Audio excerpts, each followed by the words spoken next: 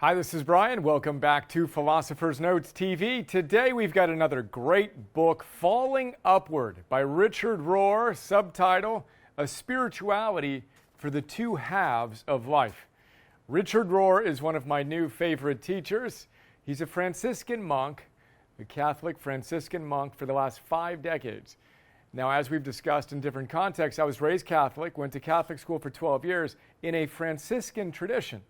But this is the first time I've found a Franciscan monk who integrates everything from Joseph Campbell and his hero's journey to Ken Wilber and his integral theory via his lens on spirituality.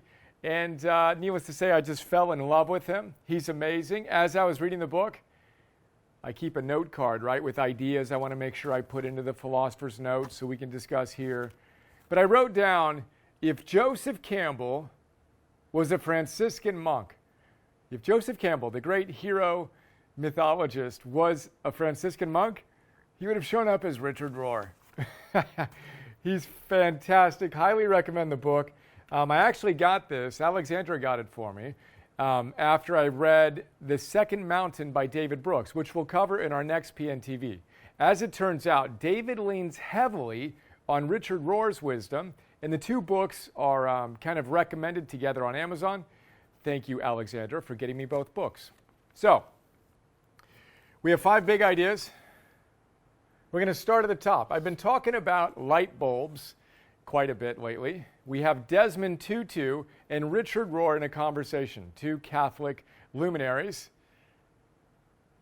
And Desmond tells Richard, you know what? Our jobs, we're like light bulbs. Our job is to simply stay screwed in and let the divine light come through us. Isn't that a beautiful metaphor? And I just love drawing light bulbs. I often do in my own little way here, right? Boom, we're a light bulb. That's our job, to stay plugged into God. It begs the question, how do we do that? And I would offer, we do that by looking at another symbol I like to draw a lot. I imagine that light bulb here at the top. This is Maslow's hierarchy of needs. But the thing we need to understand is, if we want to plug in to the divine, you got to go to the very mundane. You got to go deep into your fundamentals. Eating, moving, sleeping, breathing, focusing, celebrating, prospering. The core 7 fundamentals of our Optimized Coach program may not sound spiritual in nature, but there's no deeper, more fundamental spiritual practice than what you eat, how you move your body, how you sleep. Are you taking care of the temple of God that is your body? Or are you spray painting it with toxic, sugar-laden, ultra-processed food, sitting all day long, not getting proper amounts of sleep as you blow up your consciousness with blue light at the end of the day? Those are spiritual practices. And the ultimate game is to stay screwed into the divine. We need to quit unscrewing ourselves by doing the obvious, silly things that get in the way. Again, the most fundamental practices are, in fact, from the proper light, the most fundamental spiritual practices. We spent 3 months in our mastery series for our optimized coaches going through this, a session on each one. And we emphasize the fact that, look, if you want to show up virtue-wise, peak performance-wise, and or spirituality-wise, it all starts with a strong, screwed-in light bulb foundation. Now, 2 tasks of life. We're arriving closer to the theme of this book, which is the necessary falling down in order to come up, which we'll talk about in the next idea here. But the 2 tasks of life is how Richard Rohr frames it. And then you have David Brooks, who basically extends Richard Rohr's idea and says the 2 mountains of life. So the 2 tasks of life roughly are, according to Father Rohr, building yourself up, building a strong and healthy ego container. And he talks about the paradox of the ego. It's very important that we have a strong ego. Then we need to empty that and fill it up with God. But in that order, the 2 tasks of life. 1, create a strong identity, a strong ego container. 2, fill it up with God, with what you're meant to do. Use that power, not for yourself. Even Abraham Maslow, his hierarchy of needs, of which this is a kind of my own representation of, self-actualizing wasn't the highest stage of development for Maslow. Self-transcendence was. When you moved beyond the sense of self into something beyond yourself, which is why in our little optimized coach graduation lanyard, which I keep in my pocket as a reminder of my commitment. Optimize equals optimist equals best equals eudaimon. You're the best version of you. Congratulations. You have a strong ego, a strong sense of self. Now move beyond that. Become a hero.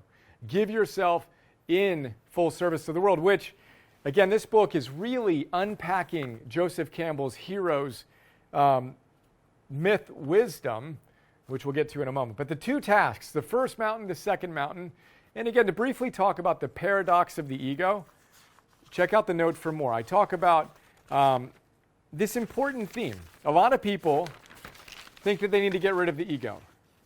Yes, and you can't get rid of something you never actually had. You can't let go of something you never had a firm grasp on, is how Nathaniel Branden puts it. You need to have a very strong sense of identity. And Rohr calls this the paradox of the ego. Again, check out the note where I talk about Joseph Campbell's parallel wisdom, Ken Wilber's parallel wisdom, and then Nathaniel Branden's as well. But he says, far too many people have lived very warped and defective lives because they tried to give up a self that was not there yet. You have to learn to control your id impulses, your superego shoulds and conditioning, and really get a strong sense of egoic self. And then, and only then, can you move past that into something beyond it, something bigger than yourself, filling yourself up with God. But if you aren't harnessed, if you haven't screwed yourself in as the light bulb, you haven't tamed yourself, as Eric Butterworth says. The true meaning of the meek shall inherit the earth is not meek, unless you're thinking of those who have submitted themselves to God in a disciplined practice. Tamed, harnessed. You have to harness yourself and your wild impulses and direct it in a meaningful way in order to focus God's energy. Otherwise, you're just going to fly around like a balloon that's been blown up, and then you let the air out of it and it just kind of flies around the room. Just came up with that. It kind of works. So, falling upward, the name of the book. The whole theme here is that sometimes life is a little weird. And as I drew here, sometimes you need to go, this is actually interesting. I kind of did this here. I didn't even mean to. You need to go down in order to go up. All great heroes' myths follow that arc. We'll talk about that in a bit. And I'm going to share another passage here. In our Philosophers Notes TV, the last one, on the story of Adam Brown called Fearless by Eric Blem. I read to you a passage from Richard Rohr. That was from this book. I'm going to reread it because it's that good. So a lot of us think that life should just be all roses, right? Easy day, all day, every day. Well, you're in trouble if that's your attitude. You're going after a hedonic sense of joy where life should be easy. The eudaimonic sense of purpose recognizes the fact that it is going to be challenging. In fact, that's how we grow, by being willing to go down and then come up. That's when we learn the hard lessons. This is how Richard puts it. And this is so important to get, because when we get this, we can quit shaming ourselves and quit having what he calls unnecessary suffering, referencing Carl Jung. Unnecessary suffering comes when you don't embrace necessary suffering. Life is supposed to be challenging. You are going to suffer at times. It's necessary for your growth. You thinking you shouldn't suffer is, in fact, the greatest source of your unnecessary suffering. So let's stop doing that. He says this: normally a job, fortune, or reputation has to be lost. A death has to be suffered. A house has to be flooded. Or a disease has to be endured. The pattern, in fact, is so clear that one has to work rather hard or be intellectually lazy to miss the continual lesson. Even me, with Building Optimize Now, we're excited about where we're at. We're heading to great places. And guess what? I raised $2 million, built the business to $1 million plus of revenue, then blew it up. It wasn't going to work. And that happened the way I wanted it to. Had to start over, down to up. The exact same thing happened in all of my prior successes I'm proud of. I failed until I figured it out, and then I turned it around and came back. My hunch is the same holds for you, which leads us to another thought from Father Rohr. It is not that suffering or failure might happen, or that it will only happen if you are bad, which is what religious people often think, says the religious guy, or that it will happen to the unfortunate, or to a few in other places, or that you can somehow, by cleverness or righteousness, avoid it. No, it will happen. And to you, losing, failing, falling, sin, and the suffering that comes from those experiences. All of this is a necessary and even good part of the human journey. Boom, necessary suffering, there we go. Heroes, Again, I wrote down, if Joseph Campbell was a Franciscan monk, we'd have Richard Rohr integrating some other great ideas and channeling his own idiosyncratic take on spiritual, practical wisdom. He talks about Joseph Campbell's Hero with 1,000 Faces. We'll do that one very soon. Great book, haven't covered yet, right? And he talks about the pattern that exists, according to Joseph Campbell, across all myths. So the hero has 1,000 faces because the hero shows up in all cultures. But Campbell says there's a monomyth. The same themes run through all these different stories. He boils it down into 5, Richard Rohr. We can boil it down into 3.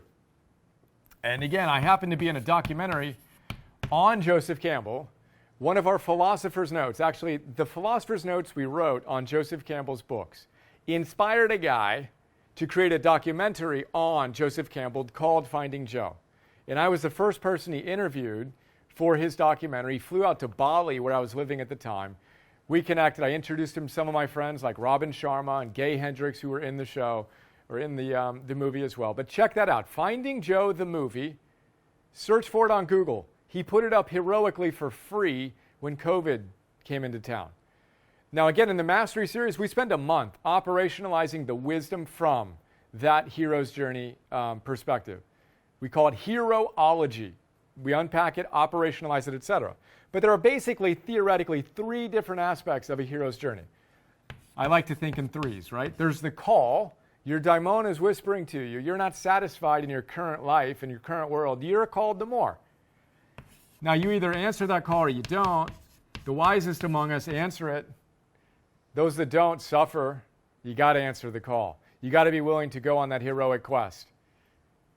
You go on the quest, you face dragons, you have mentors, you experience the ups, the downs, you realize your true mission and calling in life, and then what do? You return. And you return transformed. And your ultimate gift is who you have become and what you can give to the world. That's the hero's journey. That's what he unpacks in this book in a beautiful, brilliant way. You are called to be a hero. That's why we end everything with hero. Optimize equals optimist equals best equals eudaimon, good soul equals hero. A hero is a protector. A hero has strength for 2. If there's anything that I want to do with my life, it's rebrand the idea of hero. You are called to be a hero for your family, for your community, for our world.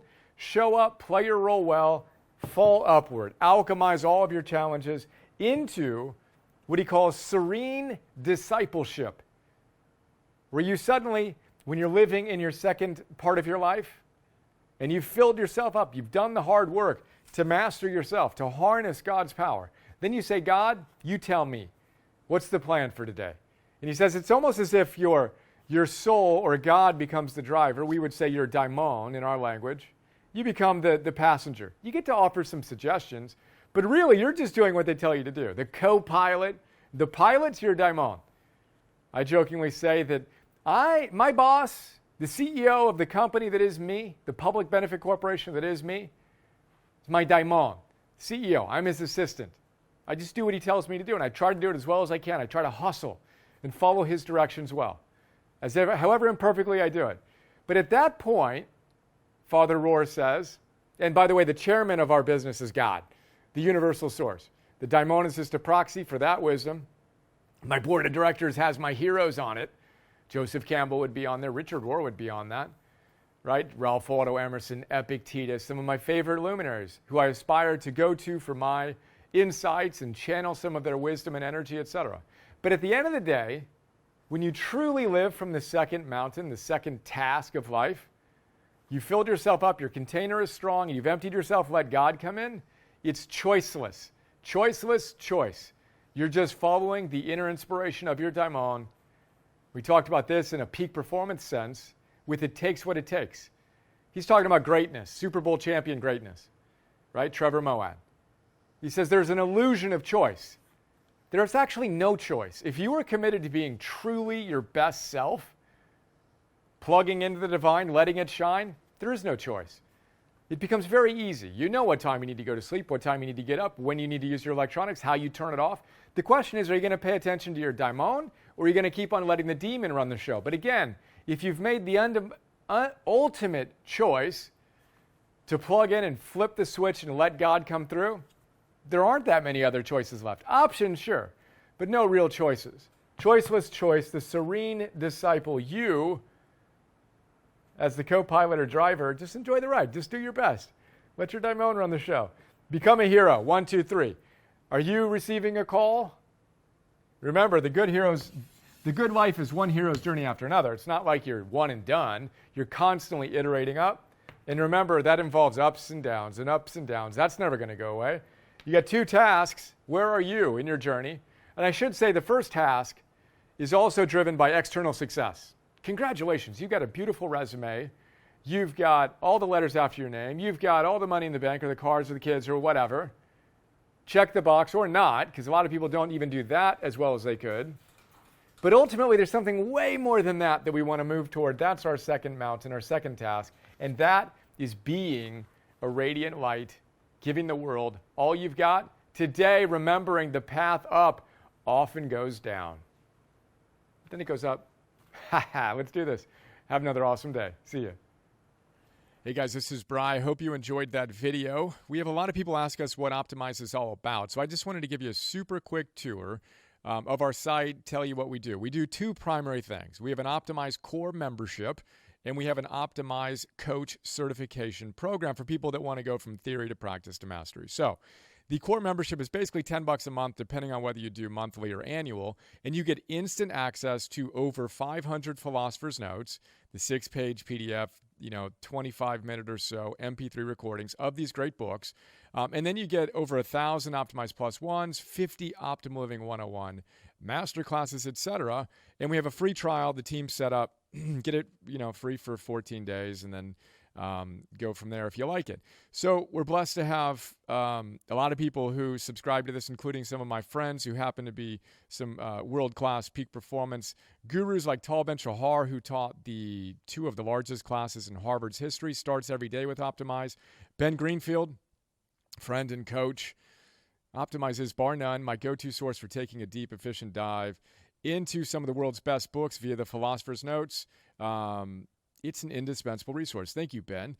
Marcy Scheimoff loves Philosophers Notes. Mark Devine, retired U.S. Navy SEAL commander, dear friend who starts his days with Optimize Plus One. Win in the mind routine to charge him up for the day's battle. If you're serious about leading heroically, I recommend you use them too. Hoo-yah, thank you. And 10,000 plus other awesome humans around the world. That's the core membership. Then we have, and I should say we have apps. Excuse me, you can get apps, iOS and Android. We feel pretty proud and blessed to have basically a 4.9 ranking and people saying some great things. You can check that at optimize.me/apps. And then our coach program is all about helping you master yourself so you can serve heroically, so you can empower others to do the same. We have trained over 1,000 optimized coaches from over 50 countries. And really excited about this. This is one of the core levers for us to fulfill our mission to change the world one person at a time together, starting with you and us today. We've been told that, here's one little thought, and we have hundreds of testimonials you can check out about how it's transformed people's lives.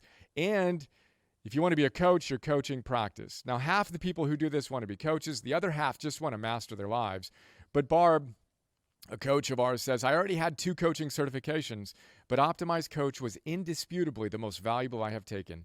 Thank you, Barb. Honored to be part of your life. You can learn more about what we're doing with Optimized Coach at optimize.me/coach. There you go. Hope you're doing great. Look forward to sharing more with you soon. Have an awesome day. See ya.